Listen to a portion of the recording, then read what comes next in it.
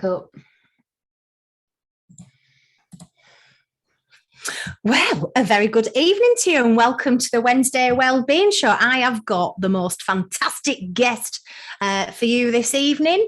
And do you know, hasn't it been the most amazing week of gorgeous weather? I thought it was getting all a bit wintry and autumnal. And I thought, that's it, the summer's finished. And then we've had this lovely little heat wave. Managed to dig my shorts back out of the back of the wardrobe and it's been lovely. I've been really enjoying it. I hope you have been too. I have a question for you to kick off tonight's show, really. And my question for you tonight is, are you full of toxic self-doubts? Are you sitting at home on your sofa? Are you kind of questioning your own ability? Are you asking yourself, am I good enough? Are you talking to yourself and saying, oh, there's no way I could ever do that? Have you got a little idea, a dream maybe, and a business plan? Or would you like to help people in some way? Have you got things that you've always felt that you'd like to do, but there's something just within you that goes, no, can't do it, not gonna happen, it's not for me? Would you really like to be a high achiever in some way, shape or form, but you really just don't have the belief within you that you can do it? Well, if that's you, stay put and listen, because tonight's show is for you. Tonight I am absolutely delighted to have the lovely Sonia Maria Horn, all the way from Germany. She was actually born here in the UK, in Ireland. I'm going to find out more about that. But she was brought up in Germany, and I am delighted to be connecting with her today via Zoom, the magic of technology. So that she can help us and guide us to get rid of those toxic self-doubts. Sonia, welcome to the Wednesday Wellbeing Show. Hi, dear Amanda. Thank you so much for having me. I'm really blessed to be here. It's so lovely to have you on. Before we get into the good stuff and the nitty-gritties of how do we get rid of those toxic self-doubts, just tell me a little bit about yourself, because I know that you're a multi-talented, multi-skilled therapist, coach. I'm not quite sure how you would describe yourself, but you've got all of these different amazing tools and techniques to really help guide people. But tell me a little bit about yourself and what you do. Yeah, thank you, Amanda. I'm happy to. So, yeah, basically, I consider myself really a mind expert because from my awareness, it's very broad, the power that we carry within us. I don't want to put a label on it. However, based on my own life story, I've chosen this path of graduating as an RTT therapist a few years back. I was one of the first RTT therapists in Germany when Marissa Peer started going global with this beautiful method. It's RTT is basically a mix out of hypnotherapy, NLP, and this cognitive psychology, and it offers a brilliant solution-oriented approach and guidance for the clients.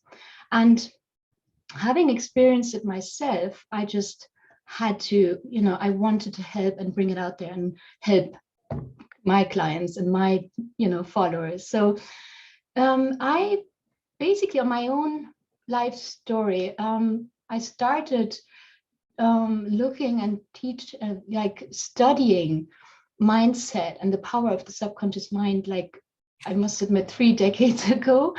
Looking back, and it's really I'm 51 now, but I started in the early days, always reading and watching videos and stuff like that. So the deep dive into this topic though started after when I was living in Thailand. I lived in Thailand for 5 years, and when I was getting closer to my divorce, and I realized, where am I?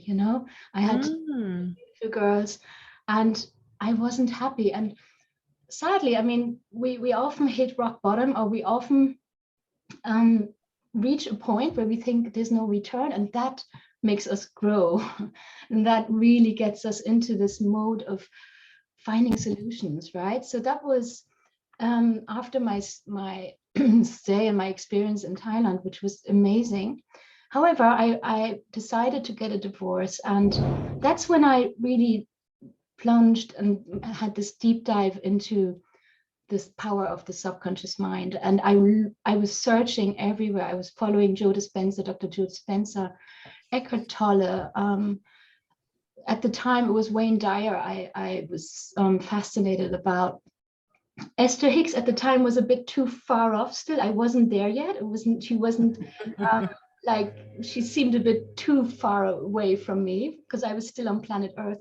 However, now I've expanded, and it's so powerful. And I made it my passion basically now to pass on those tools that I found for myself at the time when I was really rock bottom. I was financially destroyed because I left my husband. He was hurt. He was from Iran, or he's from Iran. My two beautiful girls, Roya was only 1 at the time, Sheila was 5. So I was a single mom coming back to Germany to, my family for support, and not knowing what I was going to do. Where was I going to make money? And how was I going to find, my own, my true happiness? And I was really in a depression. I took the kids to kindergarten, to school, and I went back home and I lay in bed and I just couldn't make myself get up and function. And I was just functioning the bare minimum that it took for a mother to do, right? And it was, looking back at the time, I didn't realize it, but looking back, it was a depression. It was really just burned out and really, really low and helpless. Yeah. And I was looking more and more, the more I realized where I was at and the necessity to do something.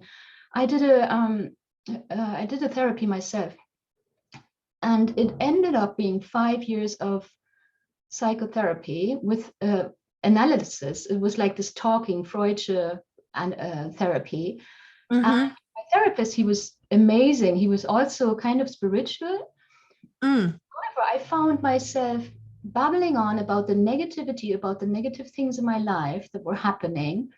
And also kind of, I realized that at times he would talk, he would talk a lot, actually. I'd make him talk. And I found myself kind of being the therapist to him, because we were like, sometimes the lesson would turn around and I would kind of talk to him about his issues. And I thought, what's going on here? I'm supposed to be the client, and I'm supposed to be healed. And like, as inspiring as he was on a spiritual path, but I just realized I need solution. I want to offer people solution. And that's where hypnotherapy and RTT came into my life. And that's what I loved about this method. And I think that's what it should be about, like really solution, and not turn around in circles and be stuck in our old patterns and our old things that, that happened to us in the past, and not actually manage to step out of those old patterns and behaviors. It's so important, isn't it? When you're in a place where you do feel really low, really exhausted, really helpless, if you've been through any kind of relationship breakdown, but particularly a divorce can be so painful. I mean, I was joking with my mate the other day about the effects of lockdown, and we were saying, oh, there's going to be loads of babies. I think there is going to be a load of babies. Yeah. And I think there's possibly going to be quite a few divorces as well. I think people have been thrown together all the time, 24/7 in lockdown. I think that's put, a serious amount of pressure on people's relationships, in addition to that, financial challenges and other things that have cropped up, and all the fear that's been around and fed to us by the media. I don't know what it's been like in Germany, but certainly here I know there's lots of really scared people, and coming back out into reality, whatever this reality is now, has been really tough. So, when you're in that place where you're low and exhausted and feeling fear-filled or helpless in any way, You want a solution. You don't want to always go and talk about it and say, you know, this is the terrible thing that happened to me. Because of course, when we're discussing with people the terrible thing that's happened, we're reliving it all in our heads again, and it's like re-traumatizing us. It's hurting us again. And you know, I'm sure we've all had moments where we've remembered something, a moment, and it's made us feel extra happy, or we've remembered a moment that was really sad and we've cried when we've remembered it. Similarly, when you're talking about your negative experiences, all the emotions can be coming out, and sometimes you don't really feel like you're actually getting very far. Now, I know that hypnosis, and in particular RTT, is really powerful at kind of stopping that from actually happening. It gets to the root of the problem. Tell me a little bit more about your personal experience of RTT. Yeah, it was the most fascinating experience, really, was because we go back, we're guided back in a protective environment to a scene or experience that caused this issue.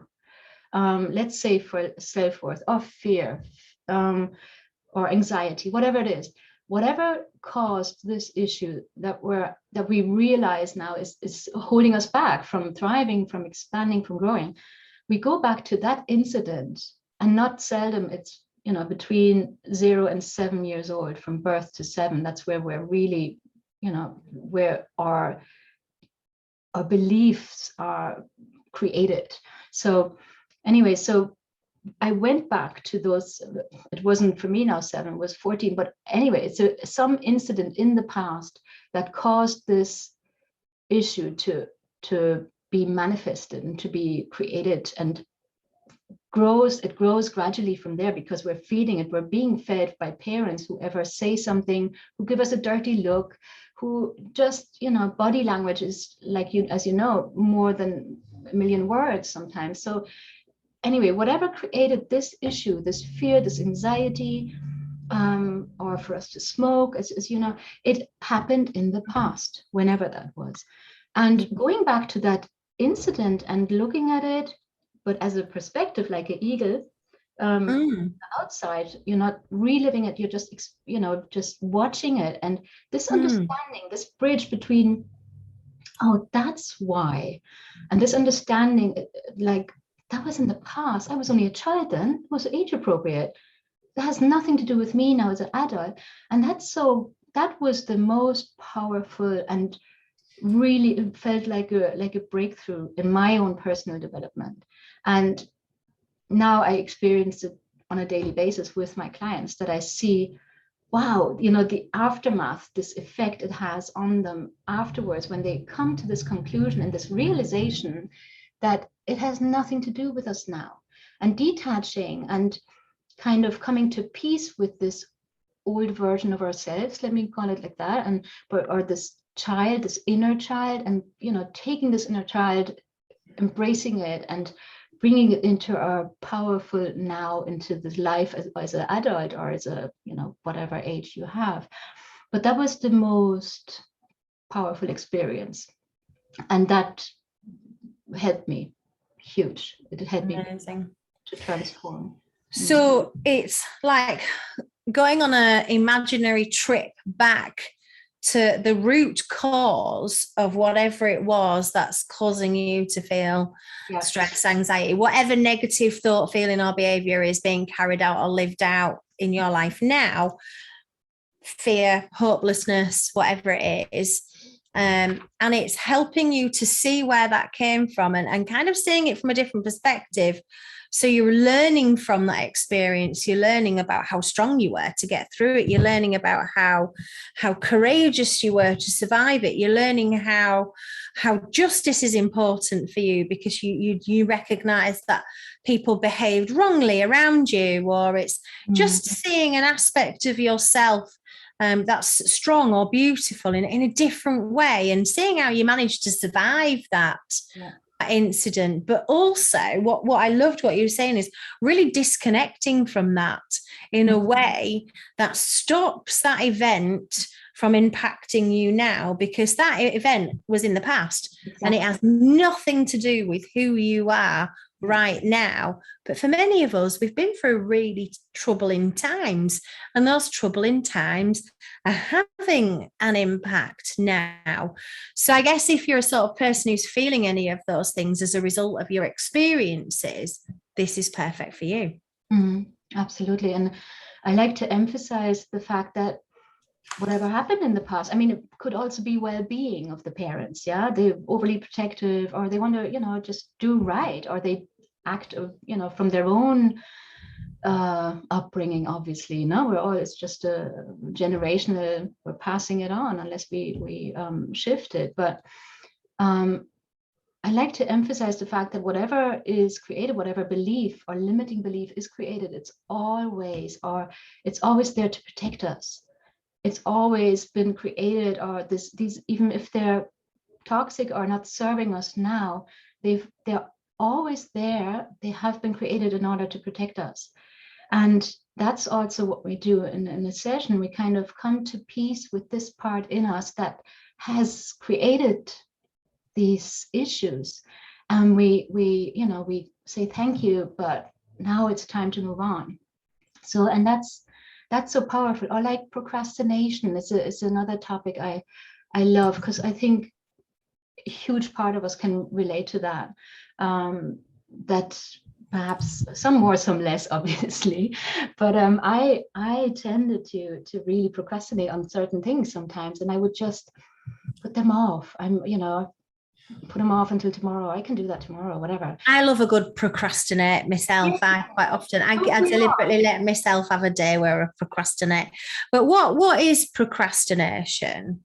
Yeah, exactly. It's procrastination that's what I would like to emphasize. And that's the big giveaway today from my awareness, is it's actually something that was initially there to save us or to help us. Because you see, we're living in a society for many, many years now, who are driven to be successful, whatever success means to the individual of us, but to earn lots of money, to have a beautiful partner, to have kids, whatever, to have a big house. And procrastination basically is, let me define it as putting off something despite it's going to be good for you. You're going to benefit from it, but you're still putting it off. Yeah, and not doing it, even though it's going to serve you. But we procrastinate. So, but what I'm saying is, we all have this value, or this image of success, and we're taught from day one to be successful in school. We're being evaluated. We're being given grades. So, our understanding of success, I put it this way, basically, it's an understanding of our own expectation on ourselves. Then we have that performance. We're taught that performance equals the ability that we have, equals our worth. So we're being defined whether we're performing or not, right? And if we don't perform, if we have an F, or I don't know, here it's a 6 in Germany. So if we're not performing, if we have bad grades in school, we're not considered worthy. Yeah. And I mean, how sick is that? But that's how the society works. So we're being identified, or we're being we're being seen or taken as an individual, whether we're worthy or not, based on our performance, basically. And that's what I was going to say. The important key issue now, or the key message for me, is that this tendency to procrastinate is actually quite normal in the human body, or in the human being, because long ago, when we were just primers or whatever, we have to save energy, and wanting to be successful means that we're actually using lots of energy. And to survival is really that we're saving our energy, and we just do the bare minimum. Yeah, when we go out hunting animals, we just do it in order to feed ourselves. So it's all just the bare minimum we have to do in order to survive. Now, success, however, takes obviously much more energy from us. Yeah. And the thing is that we have to identify what actually success means to us. So if we define success, like it always has this weight. We're taught, like in school, like I said, or in a job that we're doing just to pay the bills, we're passionate about. It's all about our perception on where we actually want to go, what success means. Really interesting, because like what you say about success and how we even understand what success is for us. Because I remember I wasn't a very good student at school. I was far too talkative. What a surprise! What a surprise! My school reports always said Amanda talks too much and could do better. Talk over more. But I really struggled with reading and writing, and because I was such a good talker and I had quite a good brain, and I was able to understand a lot of sort of complex ideas and theories and perspectives, but I just wasn't very good at writing it down. And it was so frustrating that I was being assessed at school on my ability to write things down and not necessarily on my ability to understand things. So I was always kind of just one of those students that just scraped through and just got by. It was just enough, just to pass, just to get through. And it was only really when I went to college that they said, oh, there's something not quite right here. And they assessed me and said I had dyslexia, but then proceeded to put me into a special needs class with people who had really kind of big, quite challenging behaviours, learning disabilities that were quite severe, visual impairment, hearing problems, quite challenging learning disabilities. And I arrived into my special class that was going to help me with my reading and writing. And I thought, oh my goodness, now please don't be offended, anyone listening, but I thought, oh my goodness, am I really meant to be here? Is this how bad it is? And proceeded to then rebel, drop out and jack it all in as a bad job, and it's hard, isn't it, when we're being assessed and told that our only way to succeed is to succeed in an academic way. And if there's something wrong with you, you need to go in some kind of special class. Isn't no wonder, is it, that as adults we either give up or we never even give anything a go, or when we do give things a go, we get nervous, or we're afraid, or we think, I don't even know where to start, so I'm going to procrastinate today. Yeah. So exactly. And that's the conflict between this, this high expectation that we set for ourselves, and then at the same time this high success orientation, like we want to be successful, and there's this fear of failure at the same time, and they're pulling, you're over striving, and then the mountain gets so big that we say, we're just rather going to do nothing at all, just going to go lay on the couch and do it, because it's just draining the energy alone, if you think of success. Exhausting. Yeah. So the key to actually thriving and to being successful in the term that you define for yourself, each individual, is really to define success as something beautiful, something we're really thriving for. Because even my girls now in school, I get the feedback from the teacher, oh, once she's interested in a topic, she's all chitty chatty. But the moment they're not interested, or the teacher is boring or whatever, they shut down. So it's about really how we perceive the definition of success, or where we're actually thriving. But our ideas about what success is often very skewed, isn't it? Yeah. Success means we've got billions of followers on Instagram. Success means we've got the car that we want. Success means, and when people do tend to measure success in terms of like monetary things, wealth, objects, things. How would you say that you measure success, and what's your kind of explanation of what do you feel success is? Yeah, that's a good question, because I am guilty I do love a nice house. I'm a nice car. I'm a freak for cars. I must admit, I love cars, especially fast and big, whatever. So yes, that is a kind of a something that defines success for me. However, in the big picture, it's really, really, it all boils down to the fact of which I am now, like living our dream or living a job or practicing a job that is really fulfilling, that doesn't feel like work. You know it yourself, you're doing it as well. It's just, I know, I love my job.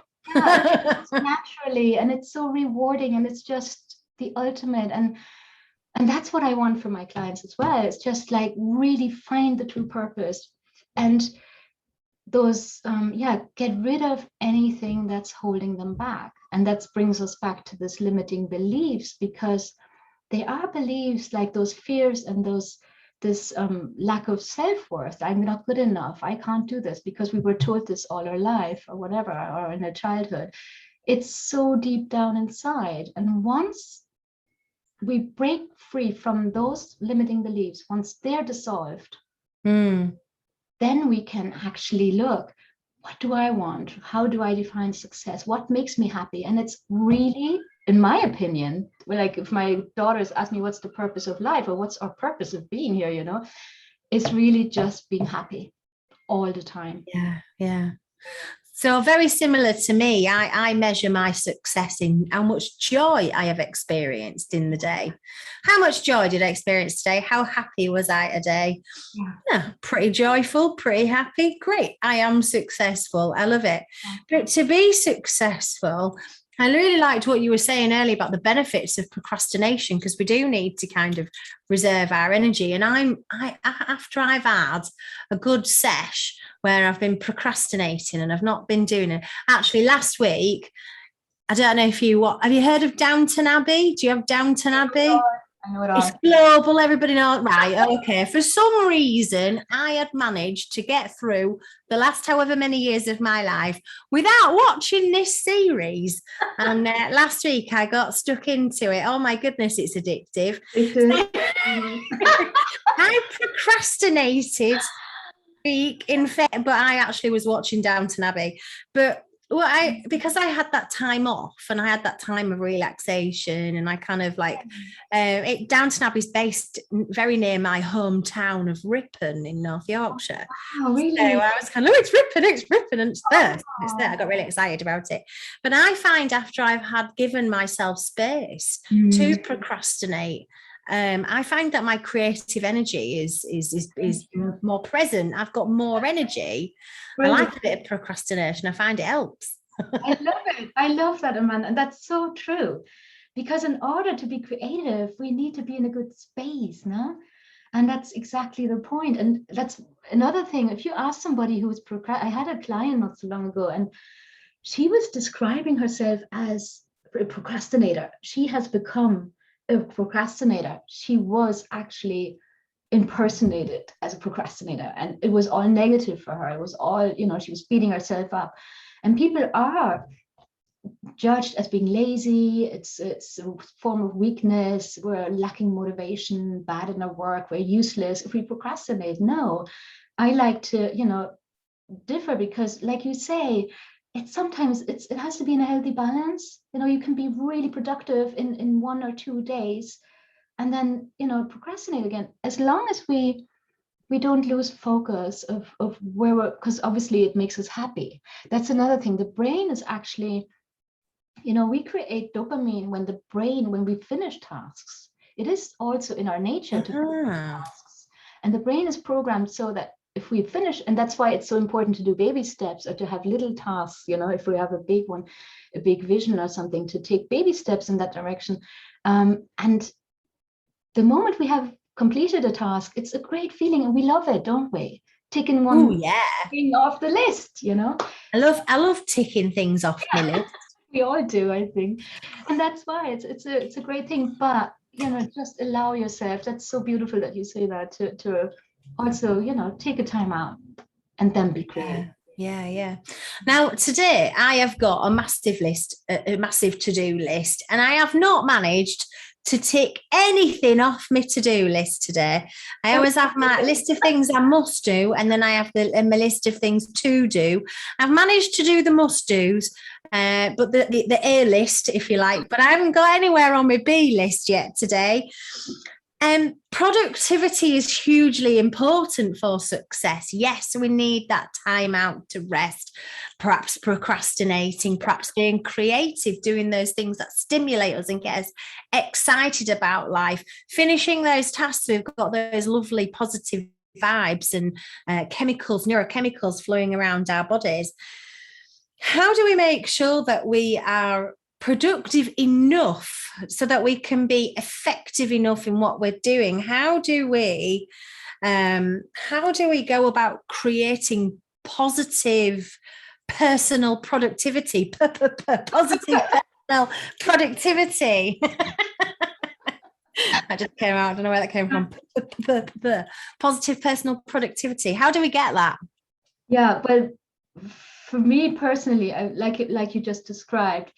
Regardless now from really, tackling the underlying issues, that are on a subconscious level, this is a whole different story. That in order to get there, we need to be hypnotized or go really in a subconscious level, right? And like change the whole mindset by repetition, by listening to audio every day for 21 days or whatever. And this can go alongside, but what you're addressing is kind of the the practical side of the matter, now that really the hands-on tools, and like you say, just the lists and really prioritizing, that is so important. And really having the priorities at the very top. And like you said, creative, there's also a form of creative procrastination where you have to do this is really important, you have to make that phone call, but instead you go away and start cooking, or you start painting that picture that you're painting, or writing that book that you're writing, which is also obviously on a list. But the priority, it's really about setting the focus. And I love that you have this A list and this B list, because that's how we really get. I have A, B, and C every day. So that's what it's about. And the C list sometimes just doesn't get ever done until Friday afternoon. But unless it's moving up to the B and the A phase, then. But it's I think it takes. I'm sorry to say, but it does take some sort of discipline. Yeah. The thing is that we want to make this a good experience. Discipline, like going, exercising or eating healthily. We all know what it means. Of course, for me, it's nicer to lay on the couch and eat chips. I love doing that. However, I know I should be doing, exercises, and I should stop eating crisps. However, and it can become familiar. It's for me, it's all about making the unfamiliar familiar, because if you do it and repeat it becomes much nicer. I remember, it's a long time ago, but when I worked out really on a regular basis, and it's not the case at the moment, I'm trying to get there, but I will. It was really, I missed it. When I went for a run 3 times a week, I missed it when I didn't. And now it's like, what? Really? And that's where I'm heading at the moment. I'm getting there, but it's so rewarding and it's so nice to actually do it. And this edge, we have to overcome this block that's keeping us from. And once we experience this beautiful feeling of it actually feels good, then we'll do it. And that's the same with the tasks that we're setting for ourselves and that are in the A list. It feels so good to get them done and do this done tick. Yeah, I love it. So those elements of organization and structure that you need to have in place. But what I really liked what you said is like elements of self-discipline. You need to kind of like, sadly, it's just do it sometimes. Just do it and have the discipline to get up and do it. I loved what you said about making the unfamiliar familiar, you know, that discipline, that cycle of getting up and making your bed. That's my discipline. That's my, because I never used to make my bed. So I get up and I make my bed. And there's something about making my bed in the morning that sets me up for the day. I know I'm up, I'm ready, bed's made, done. And I like to open the window as well. Make the bed, open the window, and then I have my little spiritual breakfast. But I have these routines that I do, which really help me. And they were a bit of a challenge, if I'm honest, to begin with. I didn't want to get up at the same time every day. Sometimes I was tired.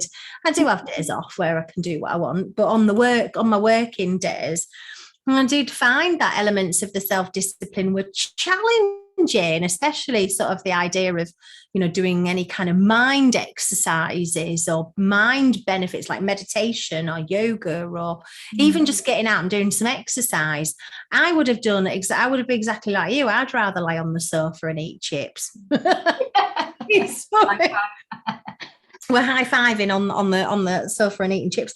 But you have to kind of, make the unfamiliar familiar. And you were saying how that takes 21 days. Yeah, that's the bare minimum. And it's fascinating. I mean, I've just learned it myself, obviously, from other years. But I know as well that even in Mexico, the curanderos are those old tribes. Even it goes back to that time. And weren't they so wise? And it's a fact that the brain, to set this neurological pathway, the new neurological pathway, because we're so conditioned. We take the same path, or the same street doesn't work, and everything is kind of in this comfort zone. And in order to expand, take a different path, make a different choice, just in baby steps. And I love what you said about the morning routine, because that's actually a huge part of my program. The new program that I'm launching in 2 weeks. I'm going to talk to you more about your program shortly, but I'm interested in what you were saying about getting out of your comfort zone, because we do. I think what we see and what we experience and how we orientate ourselves in the world, when we think about like, where do we go and what do we do? My world used to be much bigger. My world is much smaller. I used to travel quite a lot, so I used to visit lots of different parts of the world. My world was much bigger. I used to have a bigger group of friends, and I used to travel up and down the country to see them. My world was bigger, and I think just because of the last sort of 18, 19, 20 months, however long it's been now, my world got very small at one point. In fact, at one point my world consisted of a couple of rooms in my house, and a trip to the supermarket. Hey, nice. And that was it. That was all I did for a long time. And I think I've started attempting to step outside of my comfort zone, and sort of take action. And I've done that because of two different things. First of all, I'm a social person and I enjoy getting out and about. And I recognize the fact that my world has become very small and I want it to be bigger again. And there's the kind of, a drive to kind of be inspired by other people and mix with lots of different people and connect with lots of different people. And I want to hug lots of people as well. I'm dying to hug loads more people. But one of the reasons that I really got out of my comfort zone, I don't know if you know, but I started doing mixed martial arts recently, MMA, punching things. I'm very much quite a tranquil, chilled out, jolly person. So to do something like violent and like boxing, when actually I'm not even sure how good it is for you. I deliberately chose it because it got me out of my comfort zone. And at the time I was faced with a real big health condition. I'd been diagnosed with heart failure. And the fear, the absolute fear of that label. I don't have heart failure now. I have worked on my own health and I've used the power of hypnosis, and I've used a lot of physical interventions, and I've eaten well, and I don't have heart failure anymore. But I was, to be quite honest, the thing that caused me to take action was fear in that sense. So for me, I am an action taker. I do take action. I enjoy stepping out of my comfort zone. How do we motivate ourselves to take action? Exactly, that's the key word. It's about motivation. What benefit do we see on the other side? That's exactly the point. Mm. So, Yeah. which is, again, a procrastination topic, because if we don't see the value of what's on the other side, or the benefit for us, there's nothing driving us there. So the motivation has to be there. And I can be quite lazy, and however, I know what I want. I want to feel good, I want to feel fit, and I want to feel healthy, and I know what I put into my body. So that's a motivation in itself. And I think to not to beat ourselves up too much. Like, if we're turning around in circles and stuck in this comfort zone, and we realize, oh, I tried again and I failed, and setting those milestones on those bar, and not reaching them, that's frustration again. And then we, like, for example, now I've been trying to fast for like do some fasting. I've watched on Gaia, I watched a show on fasting, and I'm so I'm only laughing because I did that. I bought this amazing book and I'd read all about how amazing it was. It was the Fast 800 program, and I thought, I'm doing this, I'm on it. I managed like half a day, and I hit the chocolate bars. I was hungry. I don't want to be hungry. I don't want to restrict myself. For me, I have to fuel my body with the right things, and fasting just wasn't going to work for me. And you feel even more shite, and it's just like, I was really angry with myself, and then I thought, it's just not for me, let it go. But I know that, so I've started to do, actually, but I know I failed so many times in the past, and the motivation wasn't there, and now I'm just really motivated, and I'm gonna make it this time. Just get past those 2 days, and then it'll work. So but it's really, it's a fine line. It's a fine line of really seeing the whole purpose and really getting into that habit. This new habit, the new familiar. New familiar. Yeah, absolutely. Stepping into the new familiar. Yeah. You were talking before a little bit about perception, and I kind of stopped you from talking about how we alter perception and the power of the subconscious mind. We're particularly talking about it in terms of how do we perceive our personal productivity? How do we go about putting things into action if we don't have that motivation? How do we rise above those lower vibrations of procrastination that are not actually helping us be creative, that they're just keeping us stuck? And we talked about how we need to have the value of the outcome. We need to value the outcome, but how do we go about, how do you believe that the subconscious really plays into? I mean, I obviously know because I'm a hypnotherapist myself. But tell me about what you think about the subconscious and the power that it has. Well, from my experience now, and from my experience with the clients, to me, subconscious is everything. It drives us. It's like our thoughts, what we think on a daily basis. And like Joe Dispenza says, I don't know, was it 6,000 to 9,000, 6,000 to 7,000 thoughts we have a day? And I think something close to 90% are the same thoughts every day. I just think a lot of them are just junk thoughts, really.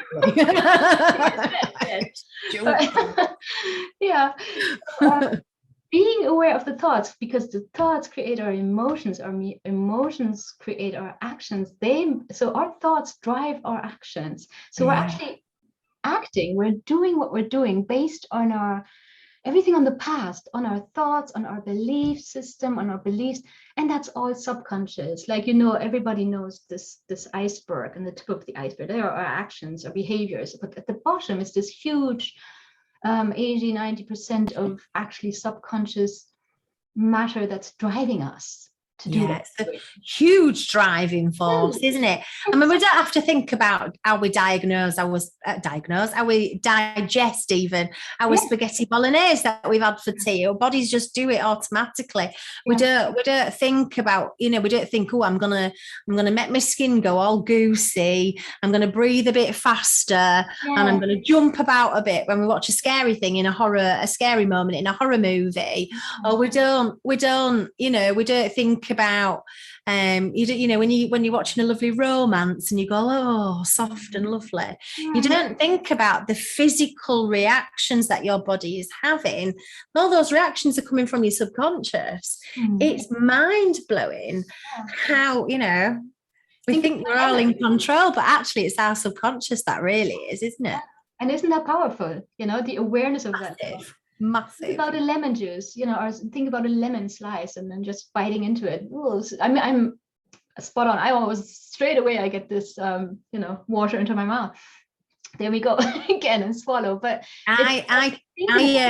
my favorite one that I use in my class when I'm teaching people about the power of suggestions and the power of words that we use when we're talking to ourselves, and the power of images that we imagine in our minds. I get and you can do this if you're listening, I get them to imagine there's a 2 foot wide plank of wood and it's like 12 foot long. So it's 2 by 12.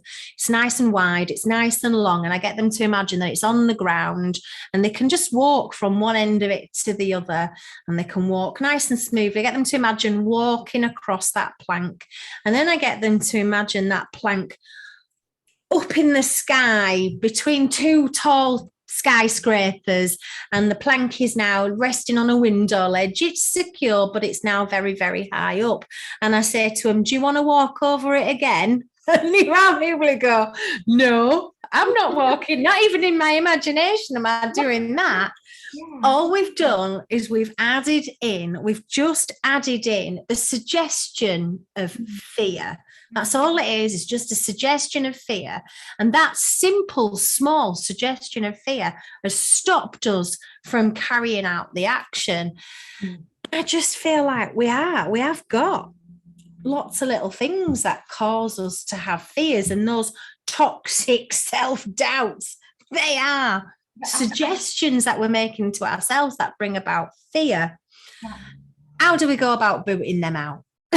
Exactly. Go and see you. Book a session, have some hypnosis. It's amazing, isn't it? It is. We can make simple changes using simple but really powerful techniques. And help people to get rid of the fear. Powerful subconscious. All right, I've waited all interview. Now's the time. The Visionary Masterclass. This is your new program. I am so excited. It sounds amazing. Tell us all about it. Yeah, that's it's my baby. I've worked a lot on it. I've put a lot of energy and love into it, and all based on my own journey, journey. It's a program basically, and the emphasis is on, or the purpose of it is really to come to that awareness of what you want. Where do you want to be in like 6 months or in a year? Where do you want to see yourself? It's a step-by-step program really to guide you from where you are now, and then obviously if you're not happy where you're now, to where you want to be, which means happy. So whatever that is defined, however that's defined, but it's a step-by-step program, and it includes this morning routine that you mentioned earlier on. And it's really for people to take this first step into personal development, personal growth. And it starts with the morning routine. It starts with this waking up in the morning. We've slept, all our mind is like relaxed, it's cleared, it's on a reset basically, because sleeping is fresh. Fresh. We wake up, and that's such a key element. What do we do in the morning in order to kind of create our day on a daily basis? And having a big vision in the future, but basically pursuing it in baby steps on a daily basis, setting intention, journaling, writing down your intentions, meditating, whether it's guided or in silence. I do both. I like guided, and sometimes I just do it in silence, which is also I like both. I I had a bit of a rude awakening, or maybe not. That's maybe not quite the right way to describe it. But I really wanted to get into meditation, and I'd looked at all the science of the benefits of it, and I thought I wanted to give it a go. I've got a very busy mind, so I thought it would be good. So I booked myself to go on one of these silent retreats. So it was a bit of a baptism by fire, and we weren't there very long, and you know, I was asked to be quiet. It's a tough challenge for me anyway. We were repeating from the school time. We'd had this lovely, very lovely vegan food, but to be quite honest, I hadn't had a great deal of food and I was hungry. So we'd had this vegan food and I was absolutely starving. And we went up to this lovely space and we sat in silence to meditate. And everybody was having this lovely time. And all I could think about were fish and chips and mushy peas with salt and vinegar on. So it's just literally sitting there going, fish and chips and mushy peas. It could be a mantra in itself. No? It pretty much was a mantra. It was my mantra. I do love fish and chips and mushy peas. I'm sure that, you know, that's my thing. But I was kind of, and it was a bit difficult for me to get going in that way. It was a bit, so the silent meditation, I find I can really do. I get really into that now. Now I've learned the kind of the basics on how to calm my mind and how to stop that inner chatter, which is constant, which is why I really enjoy the guided meditation, because it gives me something for my mind to focus on. And I find that really helps. I need that a little bit, especially if I've had a really busy day or if I'm a bit stressed. Yeah. Otherwise, my head stays in the stress and the busyness and it doesn't really follow the meditation. I end up thinking about fish and chips and mushy peas, and that's not good either. Yeah, I can totally. So guided meditations, as well as silent meditations, journaling, setting intentions for your day, but beginning your day right. I love that. It's so important, isn't it? I find for me, I need that in the morning to set my day up right. Really helps me. I used to hate routines. Like I was proud of hating routines, you know, just, oh, I need change. I need to, but I've learned so much in the past, you know, years now that I see the benefit of it. And successful people and people really who want to achieve their goals, you need a routine. And it's so powerful because it grows. Like you say, when in silence, meditating in silence is, God, we all have our thoughts in our mind. And Esther Hicks says, even listening to the aircon or your breath, or we always need to put our focus on something small that, you know, that helps us, our thoughts, to hold on to something in order to stay silent or to get silent. Yeah. And it's normal, it's human. So don't beat yourself up if you're trying it and you can't do it. Just keep trying every day, 10 minutes, 5 minutes, just, you know. I actually just started with just 3 minutes, because that's all I could manage before I started thinking about what I had to do that day, or what I was going to have for my breakfast or my lunch. Food's definitely a theme, but I just started with 3 minutes, and I started with just focusing on something that would be really helpful for me to occupy my mind. So focused on my breath. Not good if you're anxious, but I focused on my breath. I focused on a piece of music. I love sometimes just putting a really lovely piece of music on and just listening to that music, and if my mind wanders off the music, just bring my mind back to the music. And I just adore guided meditations. Really, really helpful. Really, really helpful. I downloaded it. It's called white noise. And it has those it's even for babies, like baby sounds. Like when my girls were small, I used to put on the hairdryer or the Hoover or whatever, you know, and that helps. It works wonder. So even for meditation, like you can just have binaural beats. I mean, there are apps. There's everything out there now as well. So that's So your visionary masterclass begins by helping people to put those structures in place so that they've got successful, tried and tested structures that work for successful people. And you show them these. Yeah. The morning routine, like I said, also to detox, how to detox, like this Ayurvedic drink lukewarm filtered water with ginger powder in the morning to start with, and just to have this kickoff in the morning. It's just so beneficial for the day, setting the intention for the day.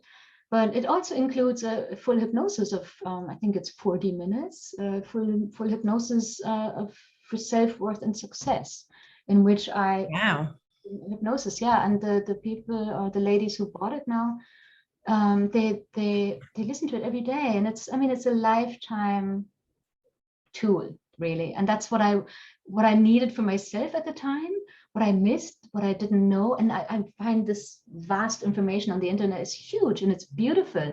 However, I wanted to put everything in one place, and that's what it is. Find everything in this program. It's like a Swiss Army knife of transformation programs. It sounds amazing.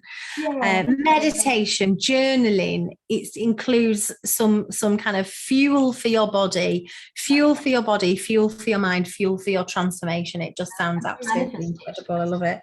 Hypnotherapy for self-worth and success. That's what the audio is that you get with it.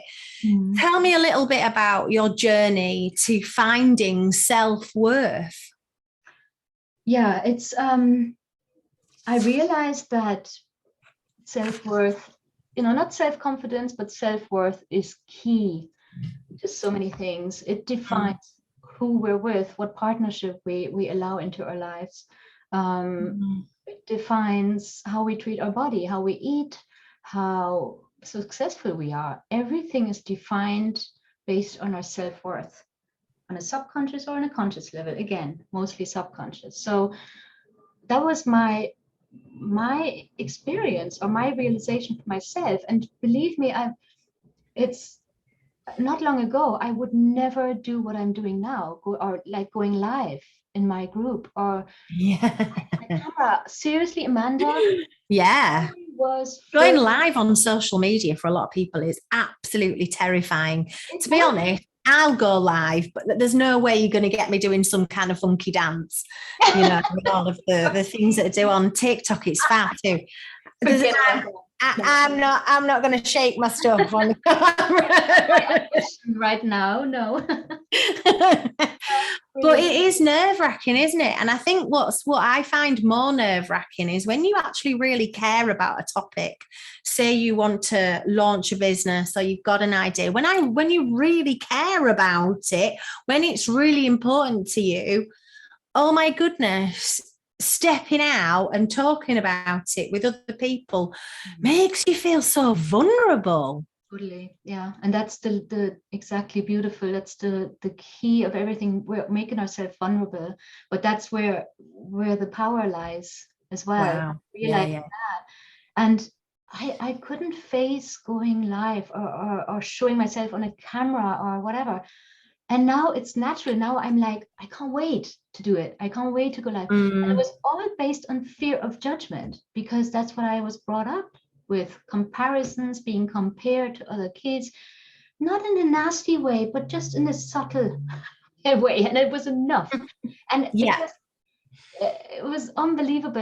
And we all have our stories. And I took a coach when I started my business. I took a coach because I find it very important to have somebody who knows what he's talking about by your side.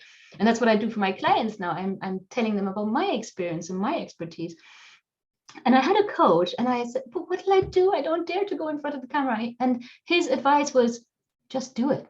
Just effing do it. I thought, like, great, thank you. Now I'm really as far as I was before, I'm not going to do it. Don't ask me what happened. Oh yeah, do you know what I did at the time? I actually tricked myself.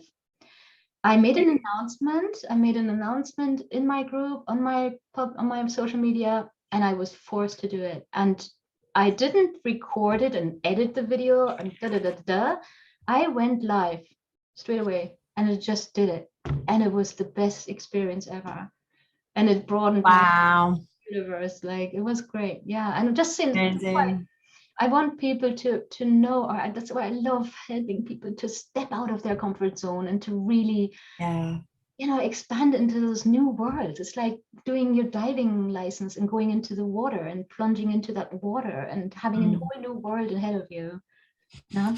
Yeah, for many people, their world, or all of our worlds, has become a lot smaller than it used to be. And now is the time to step up and step out and step into that new way of being. And this is your opportunity. This is your opportunity to make your dreams a reality, to do that thing that really inspires you, and to get rid of those toxic self-doubts. Tell me a little bit about the amazing community that you're building on Facebook, because you've got this Facebook group. Tell me a little bit about your Facebook group. You might laugh when I reveal the name of it, because it's called The Mastery of Manifesting Millions.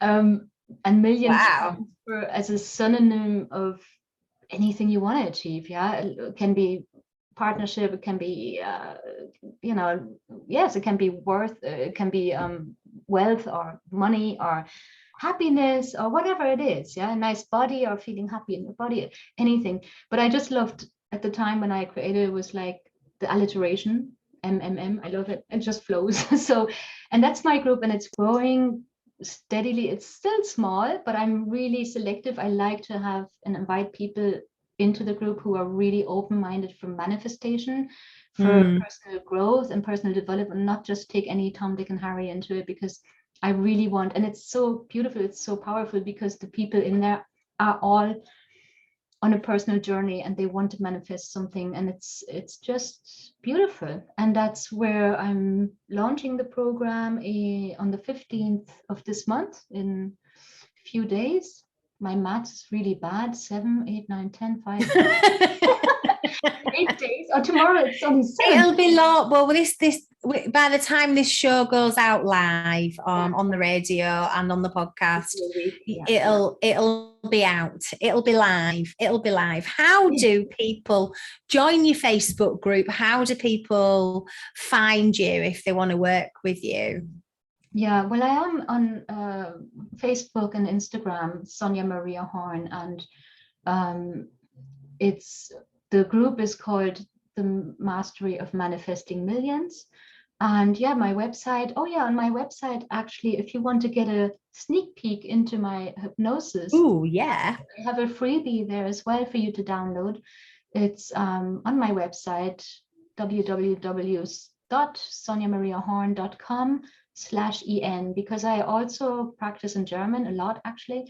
But the /en is the English website, and there you can just download the free hypnosis for self-worth and success. So wow, fantastic. So if you want to have an experience of working with Sonia, if you want to listen to one of her audios, and it's that one, is it? It's the hypnosis for self-worth and success. That's correct. Yeah. Amazing. And that's available on your website for free. So if you want to have a little freebie, if you want to have a little taster, dip your toe in the water and see if it's for you, give it a go. Head over to Sonia's website and download that audio, the hypnosis for self-worth and success.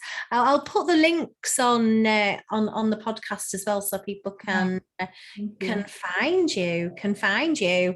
Thank you so much. Oh, it's been absolutely amazing to have you on. I feel really honoured to have the first RTT therapist that was ever existed in Germany. It's been so lovely having a chat with you about the things that I'm all very excited and interested in. And it's great to have you on the show. Great to have you on the show. Thank you for coming on.